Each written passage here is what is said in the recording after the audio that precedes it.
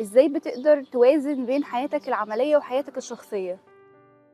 ده معادلة صعبة جدًا بصراحة، لإن أنتِ مهمًا كان أنتِ لو سِبتِ نفسِك للشغل، الشغل هياخدِك وبالتالي هتأثّري على حياتِك وبيتِك وأسرتِك.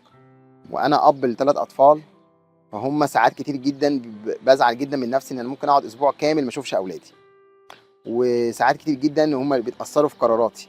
يعني مثلًا مش هانسى أبدًا بنتي الكبيرة منعتني إن أنا أنزل يوم إجازة الجمعة، قالت لي: "يوم الجمعة ده يوم إجازة ده ليّا يا بابا ما ينفعش تنزل تشتغل." وفي نفس الوقت عندي commitments، فخلّيت أيام الأجازة دي للطوارئ بس، ونظّمت وقتي جدًا، بحيث إن أنا أروح عيادة واحدة بس في نفس اليوم. في أيام باروّح بدري، باروّح الساعة 19:00، 20:00 وباكمّل باقي الوقت للأولاد، ما عدا حالات الطوارئ.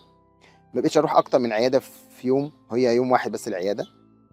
القاهرة باروحها يوم في الأسبوع، فكده الأمور ابتدت تنتظم كويس جدًا.